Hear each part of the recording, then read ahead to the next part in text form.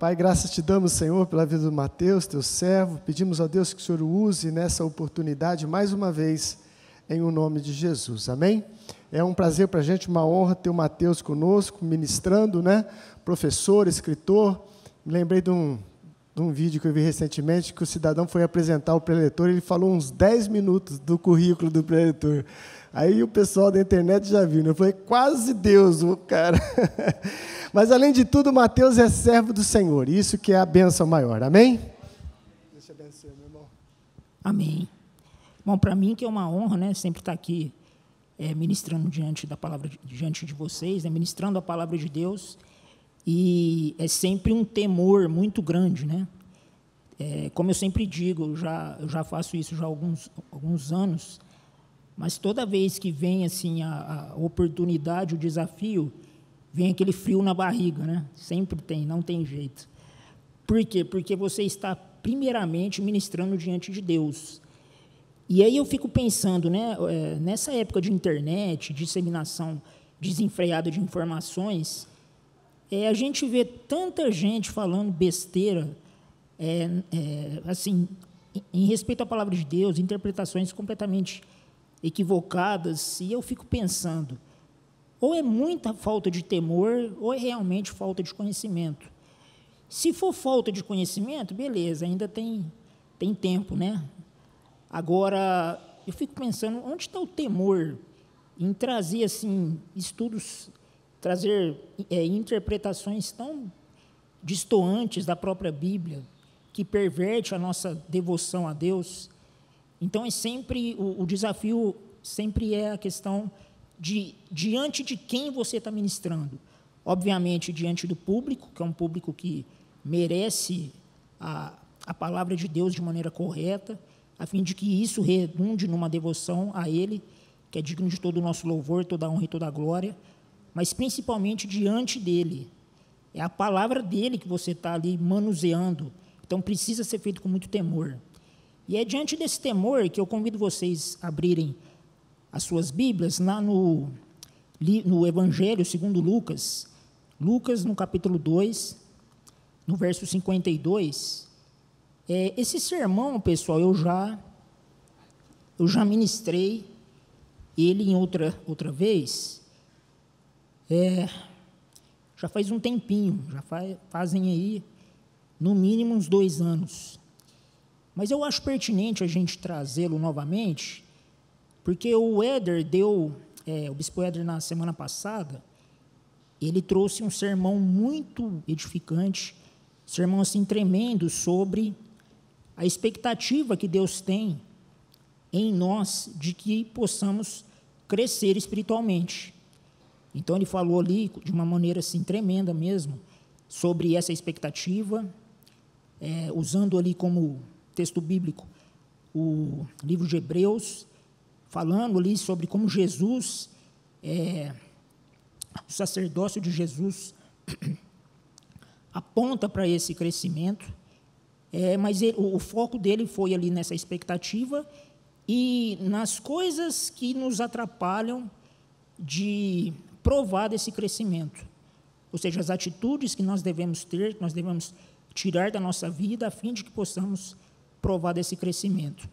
Em continuação ao que o Éder disse, eu acho que é pertinente isso para a nossa caminhada cristã, eu quero falar sobre o modelo de crescimento, o modelo sobre o padrão de crescimento, que se dá em um processo. E não tem melhor modelo de crescimento espiritual do que o do próprio Jesus. Então, a gente tem que entender que a obra de Jesus ela é completa. Quando nós falamos na obra de Jesus, sempre vem na nossa cabeça, no sentido, até de maneira automática, e não está errado isso, mas vem a questão da redenção, do plano da redenção. E, obviamente, Jesus veio para estabelecer o plano da redenção, já preordenado por Deus antes da fundação do mundo, que é aquilo que João disse em Apocalipse 13:8, porque Jesus é o cordeiro morto antes da fundação do mundo. Então, Jesus ele veio cumprir isso, né? Lá em João 19:30, quando ele está ali na cruz, ele expira.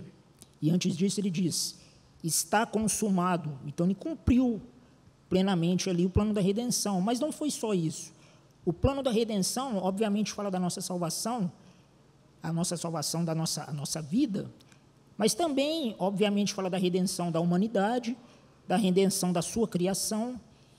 E nesse processo todo, Jesus ele também veio para mostrar quem Deus é. Por isso que João 14 vai dizer, João vai dizer ali, e vimos a sua glória, glória como a do unigênito do Pai. Colossenses 2,9, Paulo vai dizer que Jesus manifestou corporalmente toda a plenitude da divindade.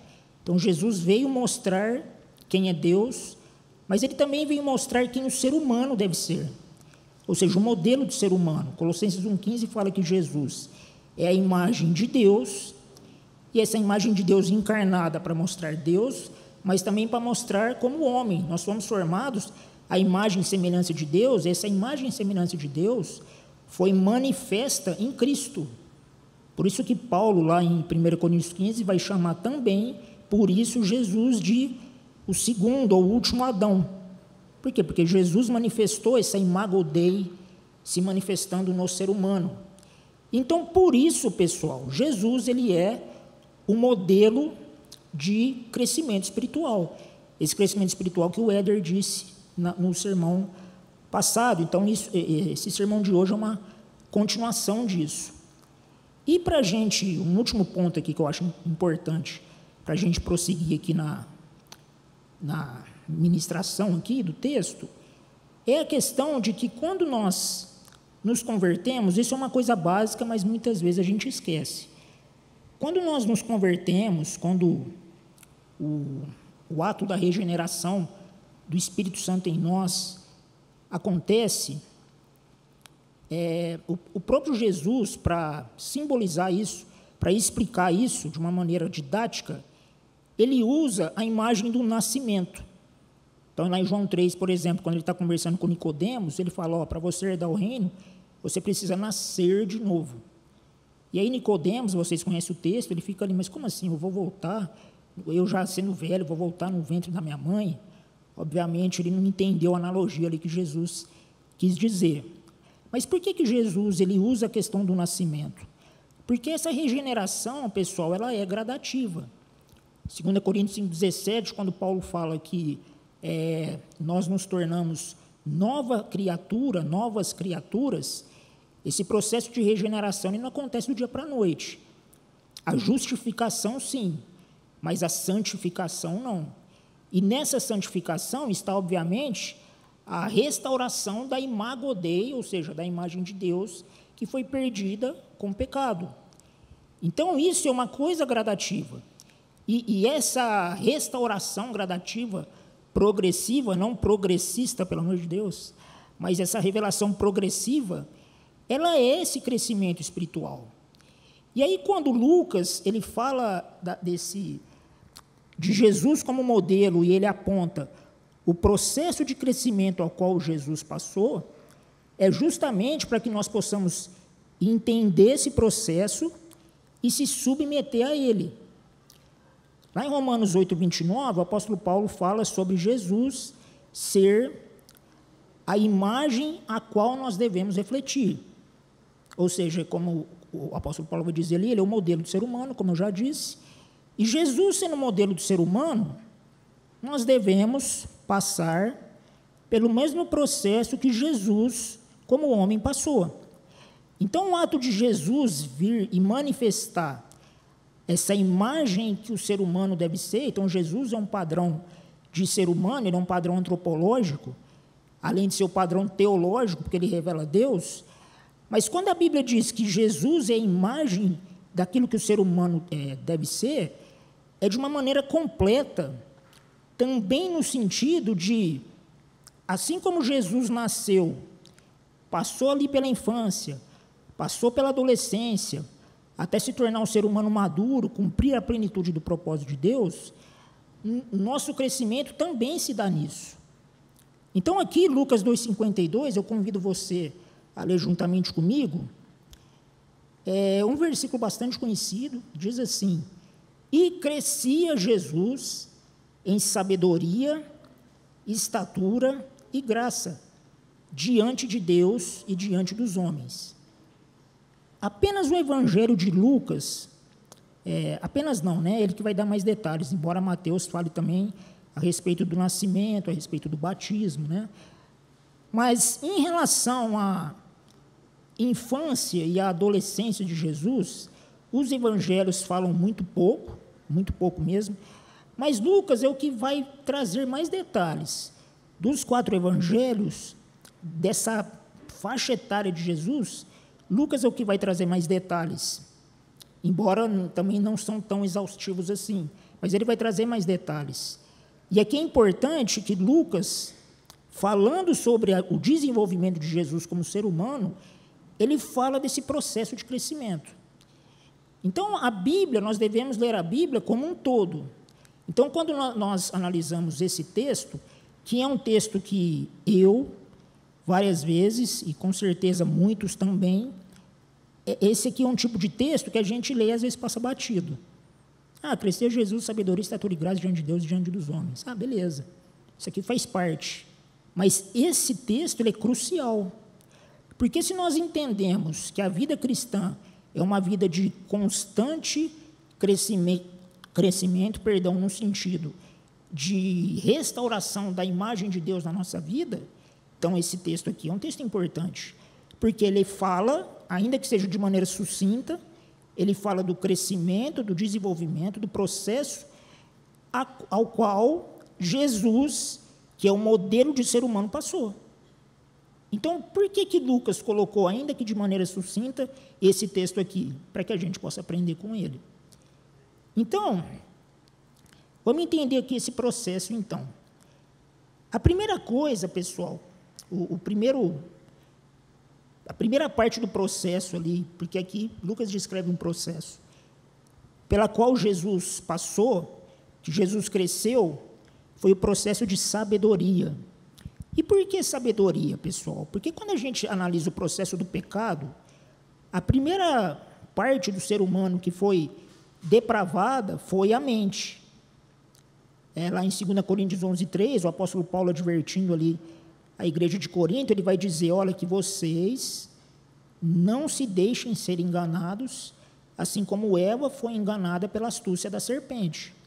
Então, quando a gente analisa o processo do pecado, a gente vê que a mente da mulher ali, ela foi corrompida por ser seduzida pela proposta da serpente. E a serpente, como nós sabemos, ela fala até hoje. Só isso daria um sermão, né? Mas a gente não vai fazer isso aqui hoje. Então, quando a mente dela foi corrompida, obviamente o seu coração também foi, e aí a gente vê que o pecado, né, nasceu ali no coração de Eva e se manifestou corrompendo toda a criação, infelizmente. Por isso que a redenção ela é completa. Não é só do ser humano, mas é também da criação, ou seja, acabar com os efeitos do pecado no ser humano e na criação. A redenção precisa ser completa, por isso que o nosso crescimento precisa ser completo. Então, o primeiro passo ali é a sabedoria.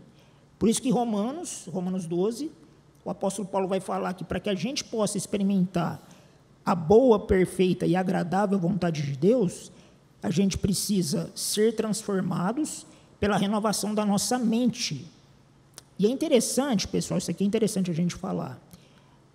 Obviamente, Paulo ali, quando ele fala da transformação da mente, o termo que ele usa ali, o termo nous, embora ele use uma linguagem grega, porque o nous para o grego é justamente esse raciocínio, não é bem o logos, mas a nous é o exercício da razão, ou seja, o raciocínio, não o raciocínio em si, mas o ato, o nous, a mentalidade, assim, a maneira como o ser humano apreende a realidade e a interpreta, o nous.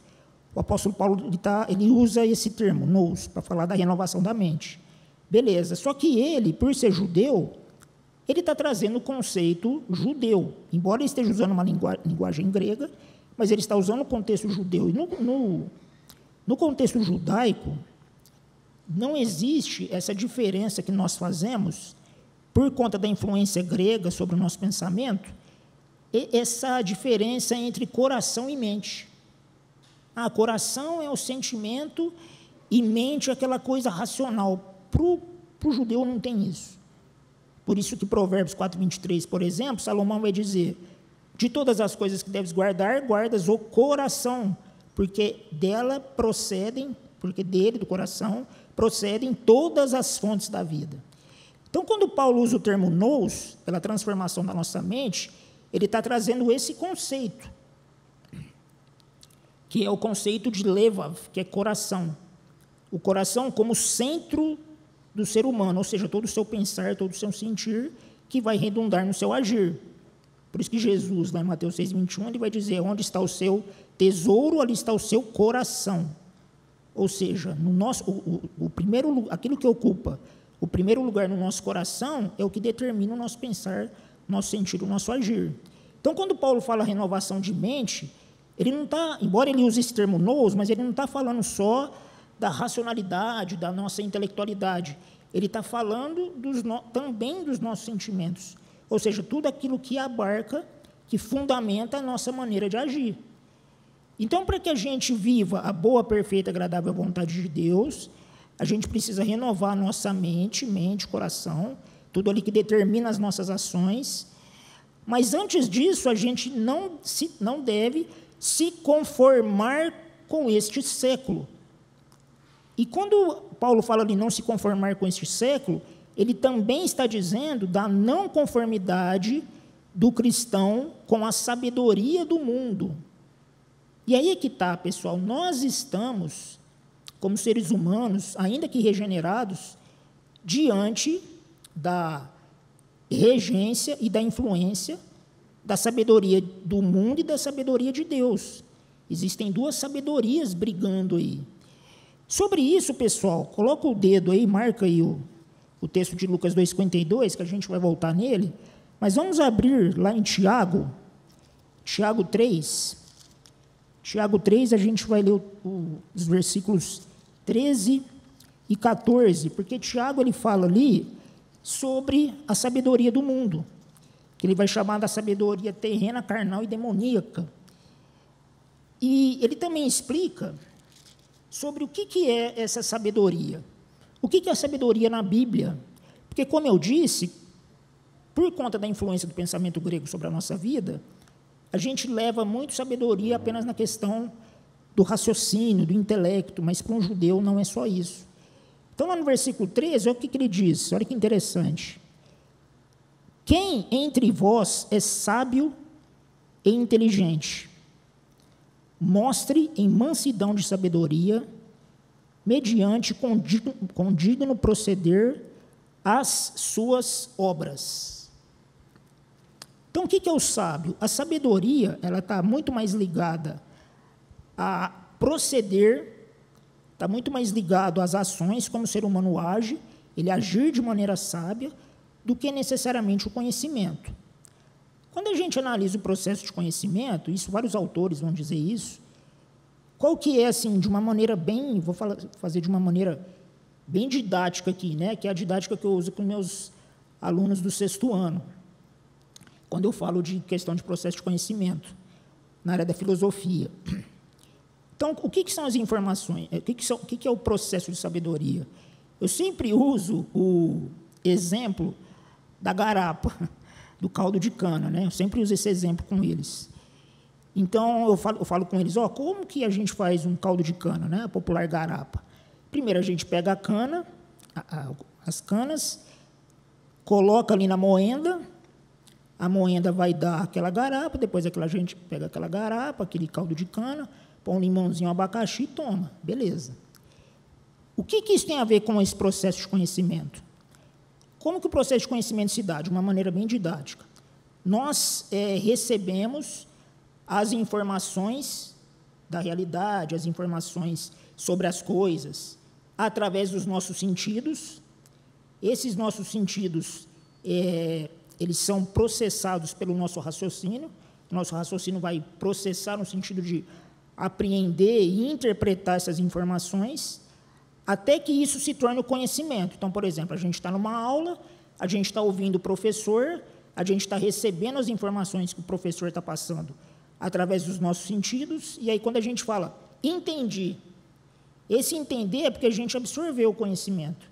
A gente transformou essas informações em conhecimento. Ok, o que a gente vai fazer com eles? O que nós faremos com esse conhecimento? É aí que entra a sabedoria. É você usar o conhecimento que você teve de maneira sábia. Então, o que o Tiago está dizendo é isso. Quem entre vós é sábio e inteligente? Aqui ele está falando, o inteligente é aquele que tem a capacidade de transformar as informações em conhecimento, de interpretar as informações de maneira correta. A questão é o que nós fazemos com isso.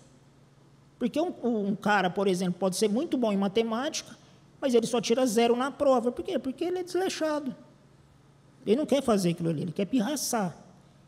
Ele tem o conhecimento, mas ele não é sábio. E por isso que Tiago, 22, ele vai dizer, olha, não sejais apenas ouvintes da palavra, mas sejam praticantes. Então, não adianta a gente ter o conhecimento da palavra de Deus, mas a gente não praticá-la. Por quê? Porque isso não é ser sábio. Existe uma diferença entre conhecimento e sabedoria. O camarada pode ter muito conhecimento, mas ele não necessariamente seja sábio.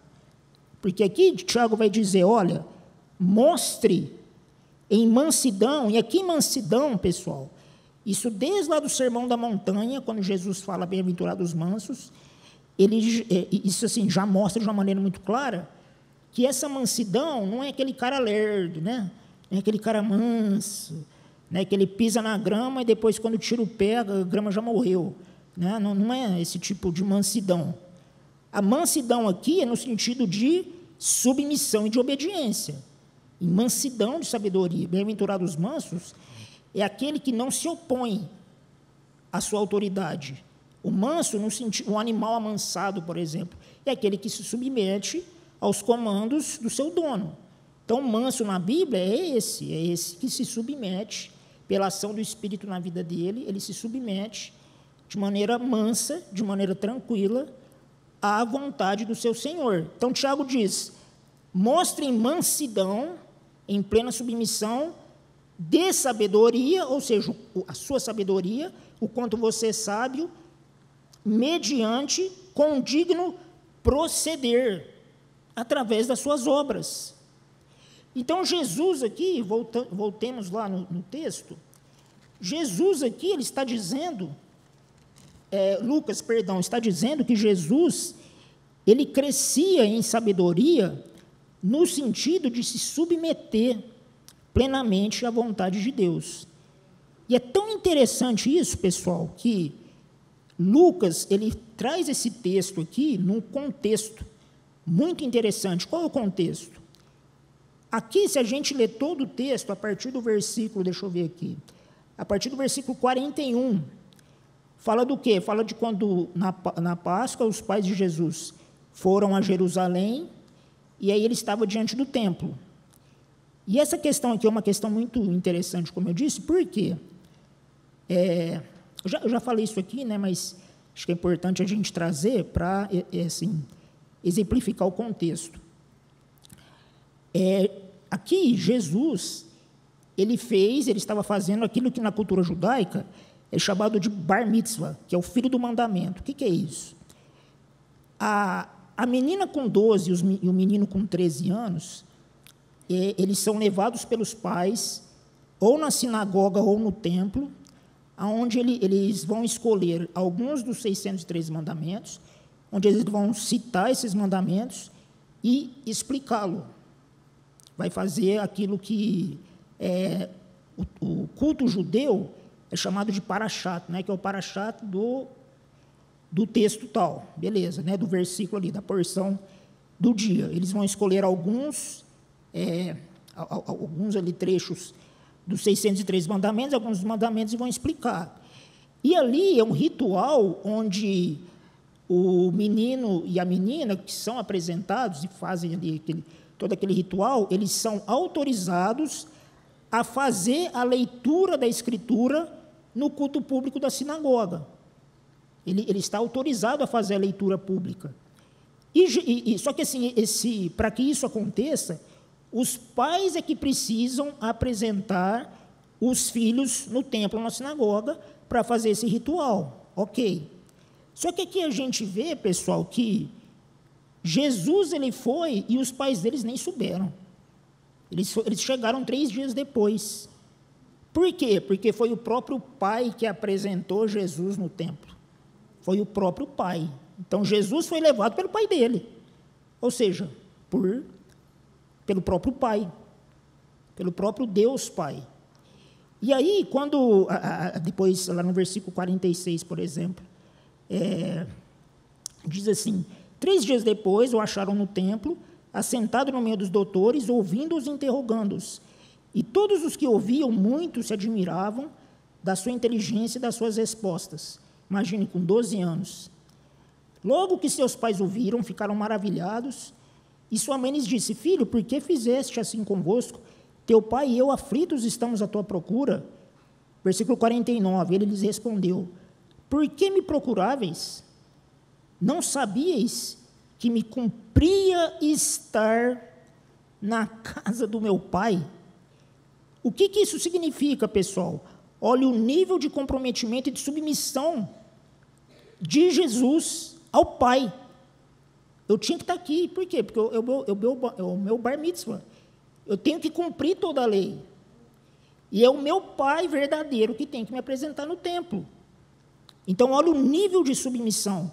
Então, isso é um traço do quê? De que Jesus crescia em sabedoria. E a sabedoria no sentido de submissão a Deus. E aí uma outra coisa muito forte nessa questão da sabedoria é que, como sabedoria fala de proceder, fala de agir, na Bíblia, isso é muito forte na mentalidade judaica, existem 2 elementos que são coesos, que vão determinar esse proceder para a vida de uma maneira geral. O quê? A presença de Deus e a instrução na palavra. E o Bar Mitzvah sintetiza isso. E Jesus sintetizou isso.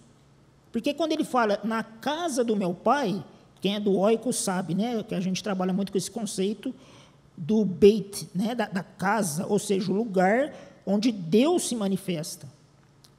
A questão do Bet Shalom, né, o lugar da paz, o Bet-El, né, o Betel ali de Jacó, enfim.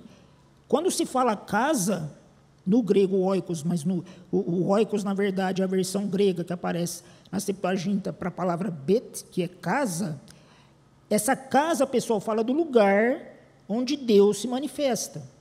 Então, Jesus aqui ele está sintetizando a manifestação do Pai, o Pai apresentando ele para o cumprimento do Bar Mitzvah, a questão do cumprimento da profecia, óbvio, mas a manifestação da presença desse Deus, falando sobre o quê? A palavra. Então, nós só cresceremos em sabedoria quando a plenitude do nosso proceder estiver baseado na consciência da presença de Deus e na nossa instrução plena à palavra. Não tem como, pessoal, dissociar essas 2 coisas. Presença de Deus de palavra de Deus. A própria palavra de Deus o revela. Mas é possível, pessoal, muitas pessoas aí, os ímpios, eles fazem essa distinção. Então, tem muita gente que conhece a palavra, tem conhecimento, mas não é sábio. Por quê? Porque não considera a palavra, a Bíblia, a palavra de Deus, como palavra de Deus, considera somente um livro escrito por homens, essa coisa toda. Se eu não considero a Bíblia como palavra de Deus, obviamente que eu não considero que Deus se revela e se manifesta pela palavra. Então, nós temos que ter em mente que sabedoria é ser instruído na palavra de Deus, mas quando nós estamos lendo a palavra de Deus, nós entendemos que Deus está manifestando através da palavra. Quando nós estamos lendo a Bíblia, nós estamos diante do Deus que escreveu. Por isso que é inadmissível, assim, para mim, logicamente a gente está aprendendo, mas assim, uma pessoa falar uma heresia sem nenhum temor. Falei, cara, você não entendeu então a Bíblia. Existe até um debate horroroso aí na internet, né? O pessoal fica me mandando. Tem hora que você tem que falar, cara, para de ficar me mandando as coisas, que enche o saco. Que é aquela questão, a Bíblia é a palavra de Deus ou a Bíblia contém a palavra de Deus? Não, a Bíblia não é a palavra de Deus, a Bíblia contém. Falou, então tá, então me marca a diferença aí. Onde que a Bíblia é e não é a palavra de Deus? Ah, nisso é, nisso não é. Falou, filho, vai caçar serviço. Eu ando meio sem paciência ultimamente, viu, Bispo Éder? Eu já tive muita paciência, hoje eu estou, que Deus me faça crescer em sabedoria para eu ter mais paciência. Mas são coisas assim que um pingo de temor a Deus já elimina a dúvida. Jesus disse que, João 5,19, né, quando ele fala que as Escrituras de mim testificam. Se as Escrituras revelam Jesus e Jesus revela Deus, logo, a palavra de Deus, a Bíblia é a palavra de Deus. Simples assim, silogismo simples. A questão é, a Bíblia é a palavra de Deus, então, quando eu leio a Bíblia, eu estou diante da presença do próprio Deus. E aí, pessoal, uma outra coisa também é que, embora tudo isso seja válido para a gente, mas às vezes fica um pouco difícil, até por conta da nossa mentalidade ainda ser corrompido, nosso coração ser corrupto, e é uma coisa que, infelizmente, a Bíblia sofre, a igreja sofre muito disso, é ter a nossa prática contaminada pela sabedoria do mundo. Ou seja, muitas vezes nós interpretamos a sabedoria do mundo como sabedoria de Deus. Como isso, Mateus? Através das falsas doutrinas, que é o que a Verônica disse aqui, a questão do eu declaro, a questão da prosperidade rápida, né? Enfim, várias outras coisas. Teve recentemente me mandaram pelo Instagram, um teólogo aí, famoso, né? Ele não é teólogo, ele é mais coisa, e ele dizendo que Jesus é o arcanjo Miguel. Não, e ele deu toda a explanação ali, falou, cara, a explanação que ele deu, só faltou uma coisa, o quê? Bíblia. Não tem nada. Eu falei, cara, como que o cara tem a capacidade? Um cara inteligente. Um cara, ele atua também na área da história, da arqueologia. Tomar cuidado para não falar o nome aqui, né? Mas, assim, um cara que tem, assim, valor, um cara inteligente, estudado, títulos acadêmicos, o cara dá uma dessa, cara. Mas por quê? Porque ele está contaminado pela sabedoria do mundo. O apóstolo Paulo, lá em 1 Coríntios 1,18, eu ia ler o texto, mas não vou não, para a gente correr um pouco aqui. O apóstolo Paulo ele diz assim, porque a obra da cruz é loucura para os que se perdem, mas para os que creem é o poder de Deus. E aí ele começa falando o quê? Da sabedoria do mundo, que Deus ele renegou a sabedoria do mundo. E ele usou aqueles que não eram sábios, mediante a sabedoria do mundo, mas usou aqueles que eram sábios diante da sabedoria de Deus. Por que é importante a gente falar isso, pessoal?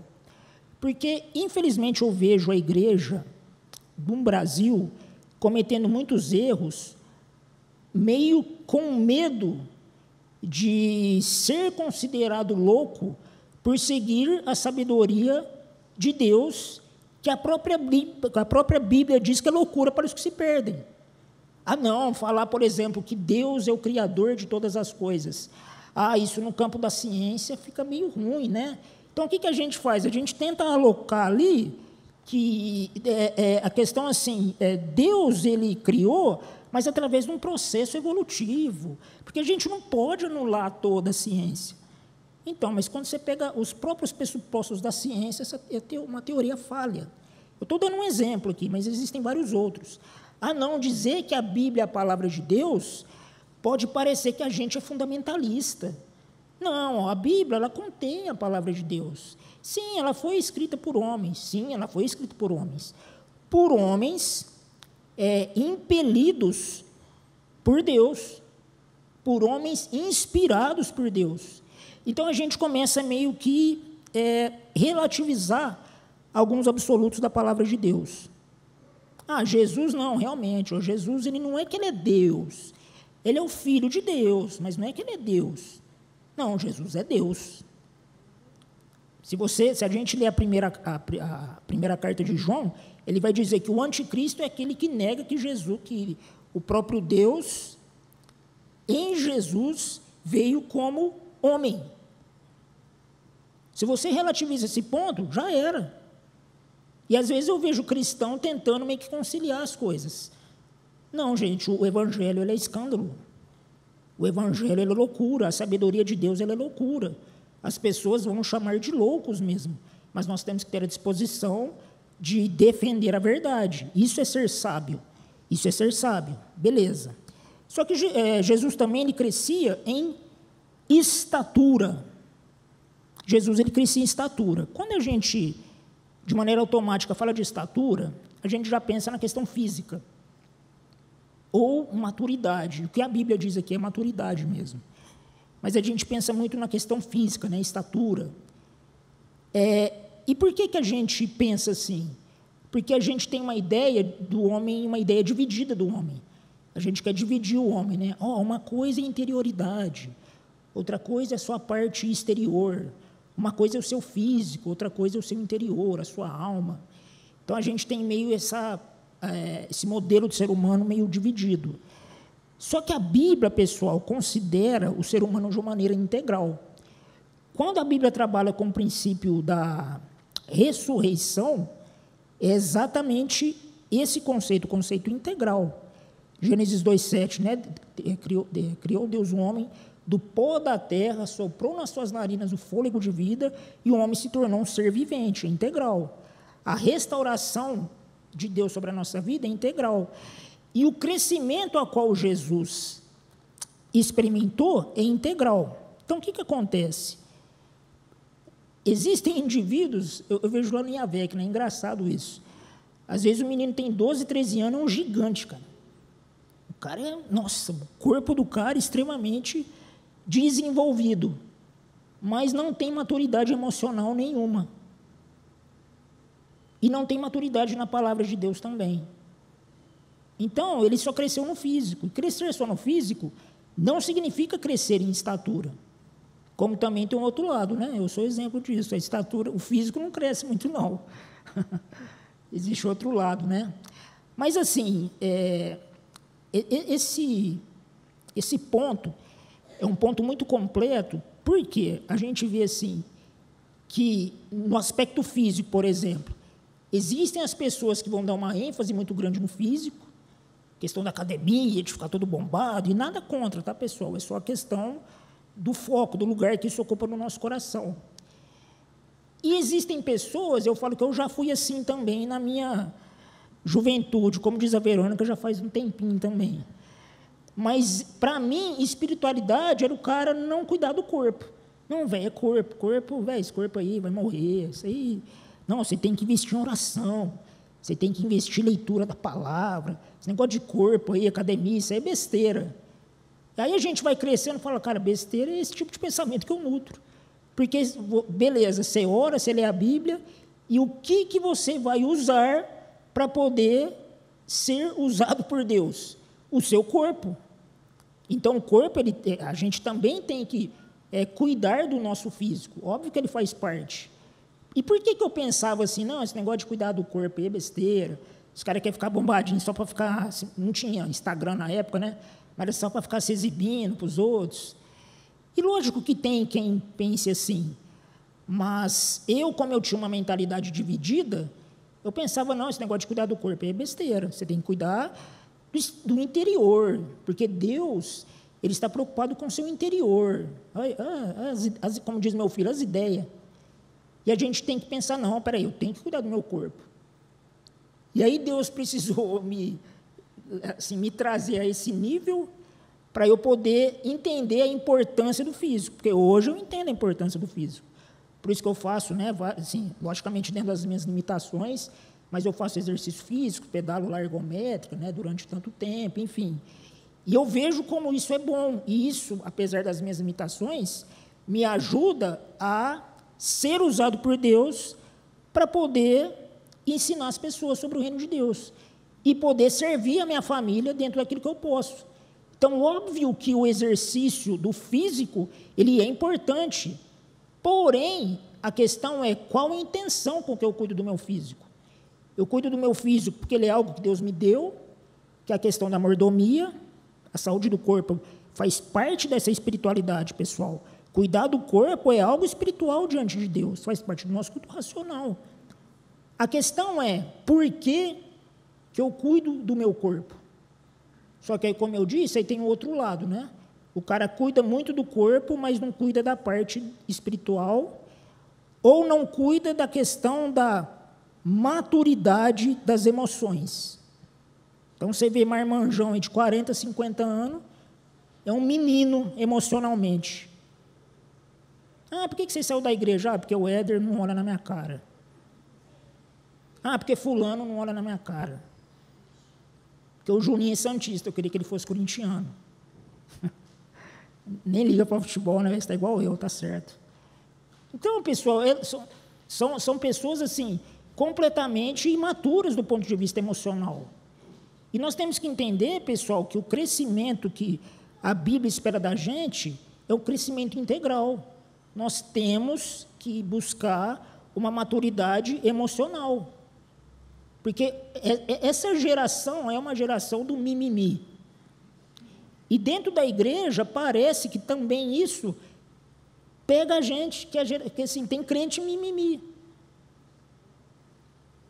Ah, a Verônica nunca me falou bom dia, eu vou sair daquela igreja. Oh, eu fui pegar o café, acabou. O Alan veio aqui, pegou a última xícara de café, nem me ofereceu. Cara, filho, cresce, pelo amor de Deus. Por favor, que busquemos a maturidade total. E deixa eu correr, esse relógio ele é sacana comigo. A graça, o que é a graça, pessoal? Vou correr aqui. A graça, é muita coisa para falar. A graça, pessoal, é a nossa resposta à graça de Deus. Jesus, ele crescia em graça no sentido de, ele crescia na consciência de que ele tinha um plano para cumprir, ele crescia na consciência de que ele precisava obedecer o seu pai de maneira plena, e ele assim, usava todos os recursos para isso. E aí, pessoal, quando a gente entende o fato de que tudo que nós somos, tudo que nós temos, tudo isso é graça, fica mais fácil a gente viver com tudo aquilo que a gente é e tudo aquilo que a gente tem para Deus.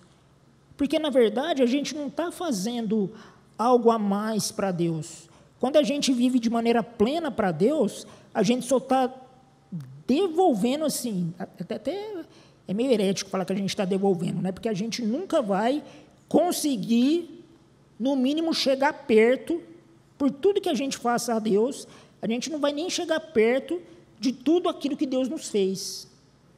Deus entregou o Filho dele. Só por aí já vê que é uma dívida impagável. A gente com Deus sempre vai ficar no saldo devedor. É que a graça dele anula essa dívida. A gente nunca vai conseguir retribuir aquilo que Deus deu, nunca. Só que aí, às vezes, a gente cai, e eu confesso meu pecado que eu já caí às vezes, no sentido assim, nossa, eu estou fazendo tanto para Deus, e parece que eu não estou vendo retorno. Peraí, você está fazendo tanto para Deus? Se você comparar tudo que você acha que é muito para Deus, perto daquilo que Ele fez, perto da graça dEle, a gente não vai ver que não é nada. Não é nada. Não, todo domingo eu tenho que vir num culto. Irmãos, o dia que você ficar 3 dias numa CTI, você vai ver que você vai dar graças a Deus por você poder estar no culto todo domingo. Então, pessoal, crescer em graça é a questão na resposta.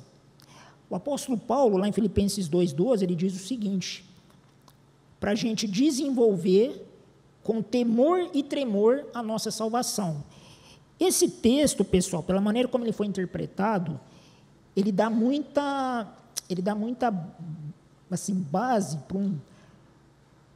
para maus entendidos. Em que sentido? Eu já vi na internet pastor famoso dizendo que a salvação é algo em desenvolvimento, que só vai ser completo quando Jesus voltar. Aí eu falo, não, espera aí, a salvação não é algo completo? Então a obra de Jesus é incompleta? Então, o homem participa da salvação no sentido de que, como a Igreja Católica diz, é a cruz de Cristo, mais as minhas obras, 50%, 50%, e aí fecha na salvação. Então, é isso? A Bíblia não ensina isso. A Bíblia não ensina. A questão é que, quando Paulo está falando, ele está falando da salvação como algo dado. É a mesma questão, quando ele fala de desenvolvimento, ele está dizendo o que você está fazendo com o presente que você recebeu de Deus. Nós recebemos a salvação como um presente de Deus. E a obra de Jesus é completa e perfeita. A salvação é algo dado, está completo. A questão é como nós utilizamos a nossa salvação. Ou seja, quando o apóstolo Paulo, em Efésios 2,10, por exemplo, fala das boas obras, ele fala das boas obras como consequência da salvação. Então, o cara que é salvo, ele vai fazer boas obras. O cara que é salvo, ele recebeu o presente, ele vai usar aquilo para cumprir os propósitos daquele que o salvou. Então, é nesse sentido, pessoal, a salvação não é algo a ser desenvolvido, ela já é concreta, ela é plena. Jesus conquistou ela por nós. Como foi dito aqui, né? A sua graça irresistível nos alcançou. A salvação é algo completo, porém, como diz a Verônica aqui, o que nós estamos fazendo com isso? O que nós estamos fazendo com o fato de que nós somos salvos? O verdadeiro salvação é a consequência do arrependimento, e arrependimento fala de mudança de mente. Então, aquele que é salvo, ele vai fazer boas obras. Então, isso é crescer em graça, é ter a consciência de que nós somos salvos para as boas obras. E aí, depois que fala desses 3 pontos, né, da sabedoria, da estatura e graça, ele fala de 2 lugares onde esse crescimento acontece e se manifesta e é praticado, diante de Deus e diante dos homens. O que isso fala? Do nosso relacionamento, que é vertical e horizontal. Só que o nosso relacionamento horizontal, ele precisa estar firmado no nosso relacionamento vertical. Por isso que Deus aparece em primeiro lugar. Jesus vai manifestar essa mecânica quando ele resume os 613 mandamentos a 2. Amar ao Senhor, seu Deus, de todo o seu coração, de toda a sua alma, com todo o seu intelecto e com todas as suas forças, e o próximo como a ti mesmo. O que acontece, pessoal? Muitas vezes nós damos muita ênfase no crescimento diante de Deus e esquecemos diante dos homens. É aquela espiritualidade de monte.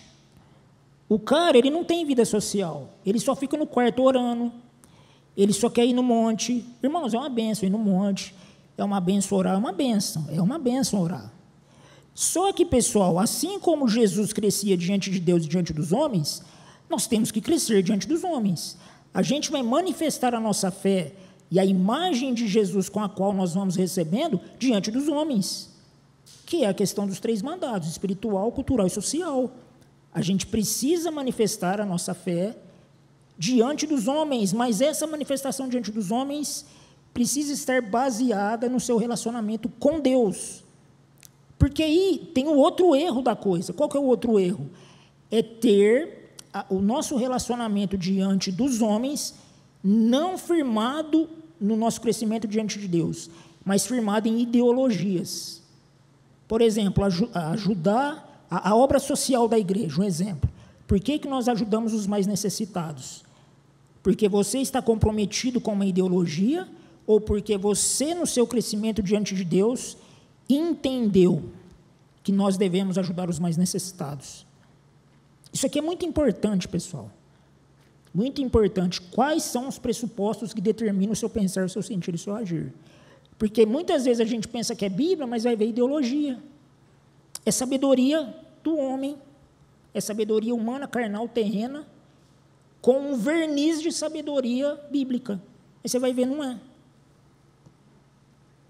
Nós temos que proteger as mulheres. Por quê? Porque o cristianismo feminista diz que nós devemos proteger as mulheres. Mas proteger as mulheres para quê? Porque você enxerga a mulher como um contingente político, como órgão de militância, ou porque a mulher foi criada à imagem e semelhança de Deus. Quando você vai ver os pressupostos da cristã feminista, você vai ver que é totalmente materialista, totalmente humanista, ou seja, não tem nada a ver com Bíblia. E, infelizmente, tem muita gente assim, que pensa exercer uma fé genuína e bíblica, mas, na verdade, está fundamentada em ideologias.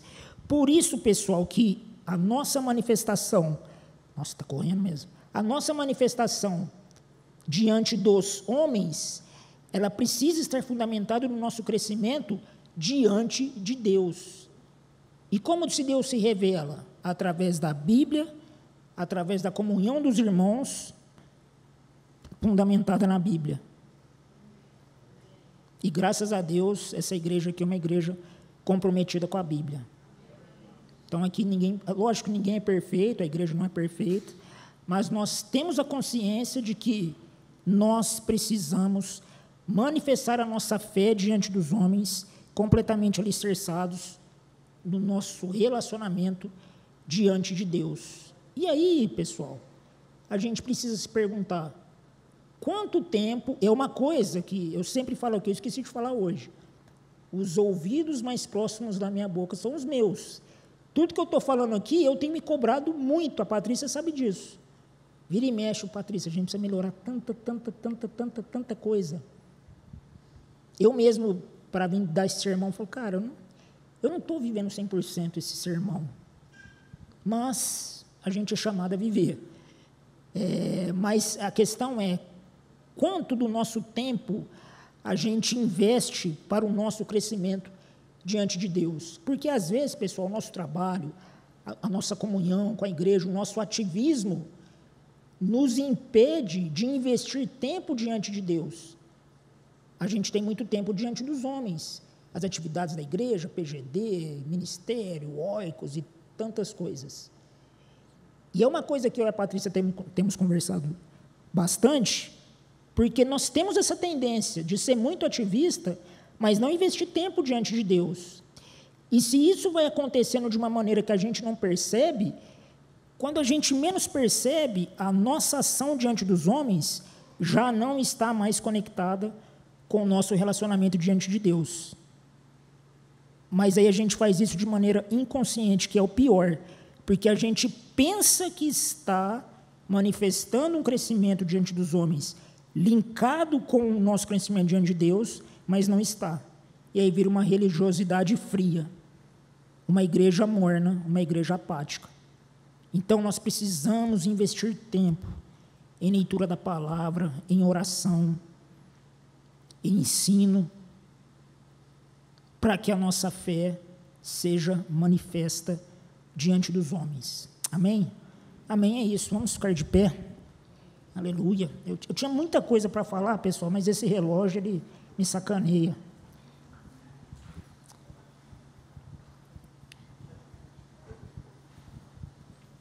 Irmãos, hoje em dia, a gente vê que existem muitos gurus da internet, né? Existem muitas pessoas que dizem, né? Não, ó, eu tenho as chaves para o seu crescimento, para o seu desenvolvimento pessoal. Eu e a Patrícia, às vezes, a gente escuta bastante de um conhecimento de um conhecido nosso, em comum, que a gente escuta sempre assim.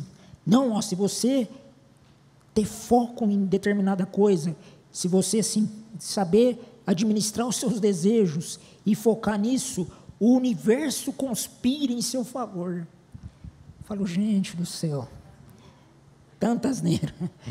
Então, assim, tem os modelos dos gurus do desenvolvimento pessoal e isso eu estou falando dentro da igreja, tá? Tem esses modelos aí, né, de desenvolvimento espiritual.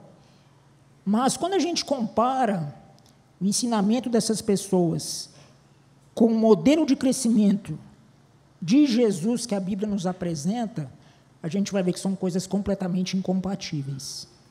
Por que eu estou dizendo isso? Porque a gente precisa, pessoal, conhecer o modelo de crescimento pelo qual Jesus passou, porque é nele que nós devemos nos firmar.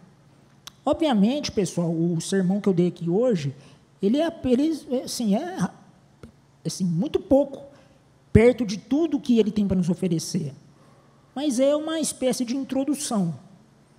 Então, nós precisamos buscar isso a fim de não sermos enganados e reféns desses modelos de desenvolvimento e crescimento espiritual que existem por aí, que se dizem cristãos, mas não refletem o verdadeiro modelo cristão.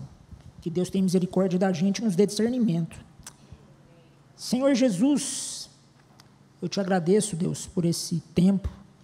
Obrigado, Deus, por cuidar da minha saúde. Obrigado por cada vida, Senhor, aqui presente. Obrigado, Jesus, porque o Senhor se encarnou e se submeteu plenamente ao processo de crescimento a qual nós devemos passar. Senhor amado, nos dê consciência disso, Deus, nos dê discernimento, que a palavra do Senhor caia em nosso coração e venha produzir frutos, Deus. Que nós não sejamos apenas ouvintes, mas sejamos sábios, Deus. Tua palavra diz em Provérbios, Deus, que o temor ao Senhor é o princípio da sabedoria. Gera temor no nosso coração, Deus, para que a Tua palavra cresça, frutifique nos nossos corações, que nós manifestemos esses frutos aos homens, a fim de que o mundo creia que o Senhor, Deus, veio redimi-lo, em nome de Jesus. Aleluias. Queria chamar o Bispo Éder da aula. Que o grande amor de Deus Pai, a graça do nosso Senhor Jesus Cristo e a doce presença do Espírito Santo esteja conosco e com todo o povo de Deus, hoje e para sempre. Amém. Deus abençoe a sua vida. Vá em paz.